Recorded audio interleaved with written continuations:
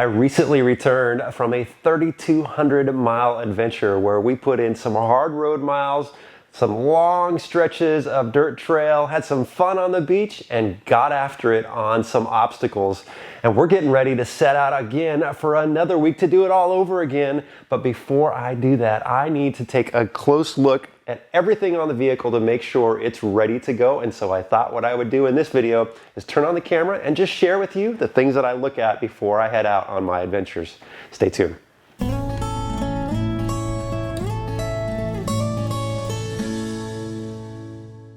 Welcome to TrailRecon, I'm Brad, and today I want to share with you the things that I look for before I head out on an adventure. And it doesn't matter what you drive, whether your vehicle is stock or modified. Even though we're looking at a Jeep today, a lot of this stuff applies to most off-road vehicles. And it's just a good peace of mind to knock out this before you head out. And so we're going to take a look on the exterior of the vehicle, then we'll take a look at the tires and the wheels and the nuts and bolts of the suspension. I think you're going to find this really informative. But before we dive in, one thing I want to mention is don't procrastinate doing this vehicle inspection. Don't inspect your vehicle the day before you go out, because what could happen is if you find something wrong, you need time to get that fixed, maybe order a part, or even take it to a shop for repairs. So you need to give yourself a little bit of time. Don't do this inspection the night before you go out. Okay, let's start with the front and work our way back, and then we'll get underneath.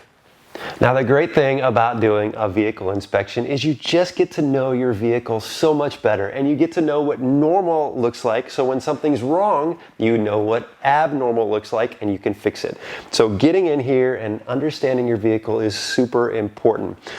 And if you've done modifications to your vehicle, those are things that you need to give a little extra attention to. I mean, look, the engineers of manufacturers do a pretty good job of making sure the vehicles are squared away. When we start bolting on stuff, we kind of tinker with that a little bit, and that needs some extra attention, at least in my opinion. So a good flashlight here is your best friend because this allows you to kind of get up in the nooks and crannies and kind of see what's going on back there. Now, most people have a winch on their vehicle, and if you don't, you should, especially if you're doing a lot of off-roading. When was the last time you actually used your winch? You operated it, you plugged it in and turned it on. Most people don't use their winch very often, and I think it's important that, you know, every time you go out, before you head out, just make sure that thing works. Make sure all the connectors are good. I've had pins in old winches that they were corroded, and so they didn't work well. Going through and checking all the wires all the way up to the battery is important. We actually had a situation a couple of years ago when we had the XJ where the positive wire from the winch was rubbing up on the radiator, and it had worked its way all the way through, and so the winch wasn't working. Another thing is you want to make sure your winch line is in good condition. A couple times a year, it's a good practice just to unravel that winch line and make sure it's clean. If you had synthetic, just kind of let it sit out for a little bit and then retighten it under tension. So that's good practice. And then a lot of us have off-road lights. And yes, most people think they're for aesthetics because they just look cool. But the truth is, off-road lights are a really important safety feature, especially if where you were trying to get somewhere and you didn't get to camp before dark or wherever you were going. Knowing what lay ahead, what obstacles you got to climb, where you got to put your tire, having some off-road lights can be very helpful, and you want to make sure they're in good working order. So, you know, make sure the lenses are clean, but again, go through, turn them on, turn them off, and then chase those wires. Make sure those wires aren't rubbing up on anything. So that's just a couple things to look at here on the front of the vehicle. Now, yes, this inspection does require getting under the hood and taking a look at your engine, but you don't have to be super mechanically inclined here. We're just doing an inspection. Now, you'll notice that my engine bay is pretty dirty, and every couple months or so I'll get here and just kind of wipe things out and clean it up. But that is important to note because you're sucking in a lot of dirt when you are out on the trail, and so making sure that your air filter is clean. You know, just popping the air filter top here, it's over on this side on the diesel. I was pointing over here because I'm used to it being over there on my other Jeep. Popping the top and just taking a look at the air filter, replacing that. Sometimes I will replace that after every trip. If I know that I just sucked in a ton of dust because maybe I was following a few people, it's just a good practice to put a new air filter in there. Same with your oil. if you're doing a lot of off-roading, I recommend you change your oil more often than the manufacturer recommends. And it really just varies on how often you're going out, but the more the better, in my opinion. And then just checking your levels, checking your oil level, checking your transmission level. Just look at those dipsticks. Nothing crazy hard here, very simple. One other thing that is important is, you've got the hood up here. Fill up that windshield washer reservoir, because I cannot stand it when I get out on the trail and I'm getting all this dust. Maybe there's a few bugs out there, and I'm out of fluid, and I can't clean the windshield, especially when I'm filming. That's really frustrating. So I always make sure that's full.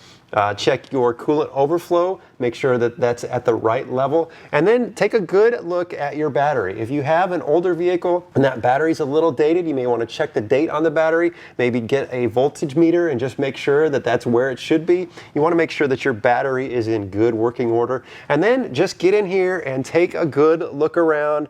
Make sure that, again, wires aren't hung up on anything, they're not rubbing on anything. Look for any leaks, any areas where it just doesn't look right, and that way you know what normal looks like, and when the time comes, if it comes, hopefully it doesn't come, you'll know what abnormal looks like. Okay, next.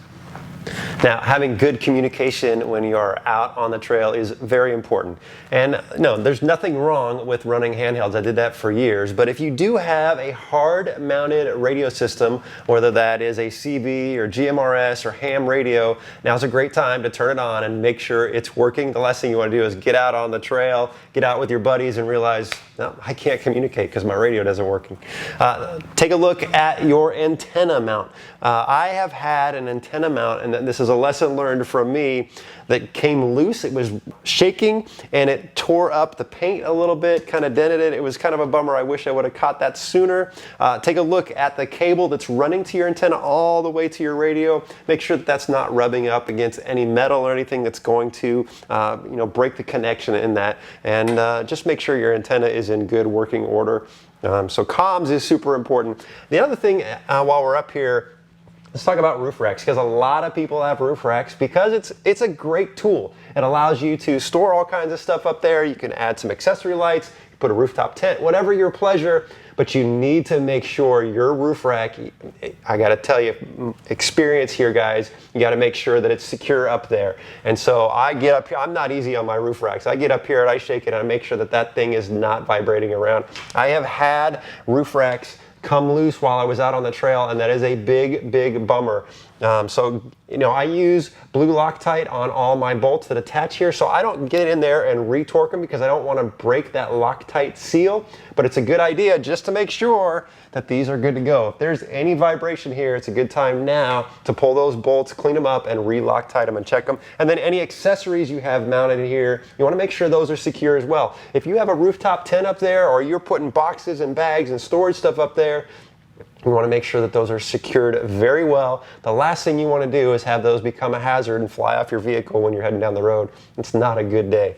Okay, let's get underneath the vehicle and start talking about wheels, tires, and nuts and bolts. All right, let's talk wheels and tires. And arguably, tires are one of the most important things on your vehicle. You need to make sure you have tires that are in good working order so you can drive on the road safely and you're going to perform well when you're off-road. And there's a few things that you need to give some attention to. So just a general inspection of the tire to make sure that you don't have any screws or nails anywhere, that there's no tears in the sidewall. And make sure you're looking at the interior sidewall and the exterior sidewall. And then what is your general tire depth of the tread? And you can get up these little tire meters that will tell you how deep your tire tread is. These are a couple bucks on Amazon. I'll leave a link below. They're super cheap and they're nice to have. But if you go to a tire shop, they'll tell you you need to replace your tires at about 430 seconds of tread life left. Well, for us off-roaders, that's not going to work, because this tire here, this is an all-terrain tire. When you buy it new, that's 15 to 30 seconds. Some mud terrain tires will be upwards of 20, 21, 30 seconds of tread depth. And so taking that down to 4 means you basically have nothing to help you when you are off-road. And so for me, I'm about a 50% tread life. So when this gets about halfway, I'm already thinking it's time to replace it. And so you have to decide what works for you, but I'll tell you, when I'm off-road, I want a tire that's going to perform as well as possible. The other thing to look at is there are date codes on tires, and if you have some tires that are maybe a little old, it might be time to replace those. They typically say about 6 years is about the shelf life of a tire. I wouldn't want to go longer than that, but there is a date code on here. You can see the year that tire was manufactured, and if it's older than 6 years, it's probably time to replace it.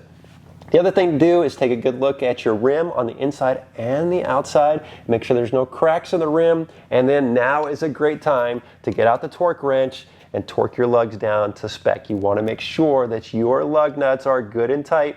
Only to spec though, don't over tighten them before you roll out. And if you're running wheel spacers, there's nothing wrong with that, but now's a great time to give a good inspection to those wheel spacers. Okay, that's wheels and tires. Let's talk a little bit about some suspension stuff. All right, now is where I probably spend most of the time on my vehicle inspection. And again, this whole inspection shouldn't take you more than about 15 minutes, especially if you do it often. You get pretty proficient at knowing what to look for. But here's an opportunity for you to just really get to know your suspension. And if you're not familiar with it, well, now's a great time to learn.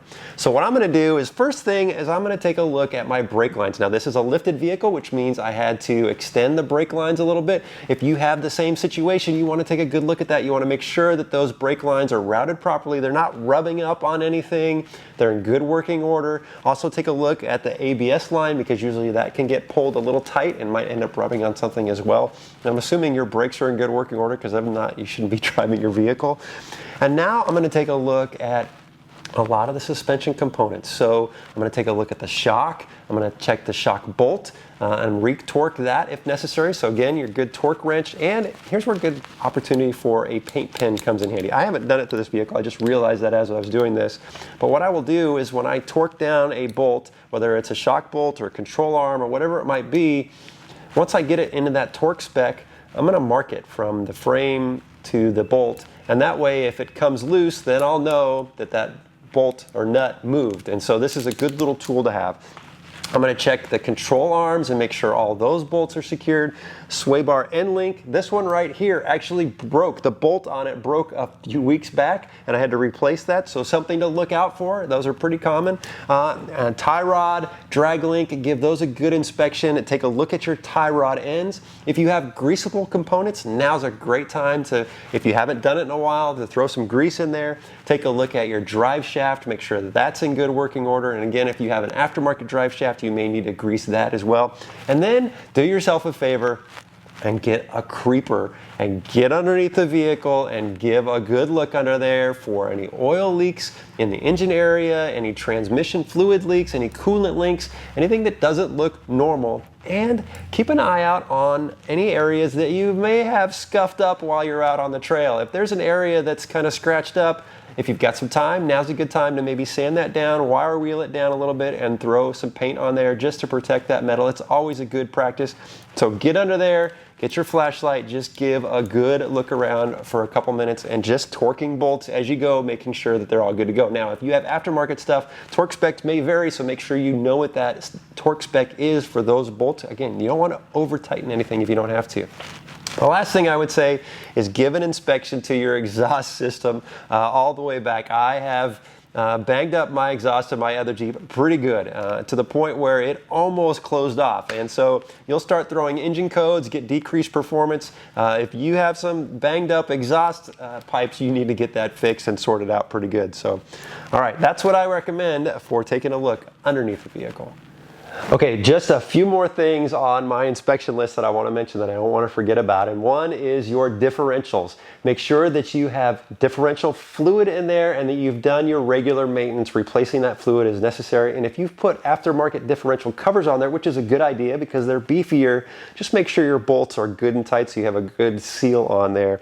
Another thing to do, and I'm probably guilty of not doing this every time I do my vehicle inspection, but that is jack up one tire, go around and do all four, and just check to make sure that there is no excessive play in the tire. Shake it around, but specifically up and down, because if it does have play in it, that may mean that your ball joints are worn out and it may need to be replaced. And you definitely don't want to have death wobble or something like that because you have a worn out ball joint. So keep an eye on those.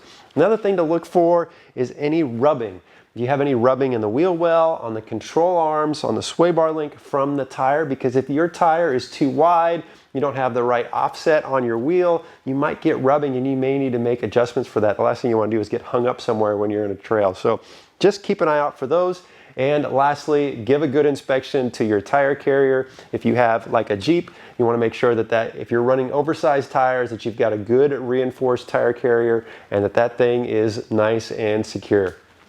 Okay, that's a rundown of kind of what I look for before I head out on my adventures, but I would be curious to hear from any of you all. What did I miss? What's something that you always look for on your vehicle before you head out? Put it in the comments below. Let's share that with everybody because I think that'd be great information for everybody that's coming, watching this video and reading those comments. I hope you have enjoyed hanging out with me in the garage. Make sure you subscribe to the channel because we're going to be heading out on a very cool adventure soon and you don't want to miss that video. And if you are not an E3 Overland member, I want to invite you to join. We've got lots of great experiences coming up here soon, and I will leave a link in the description for that. Till next time, guys, thanks for watching.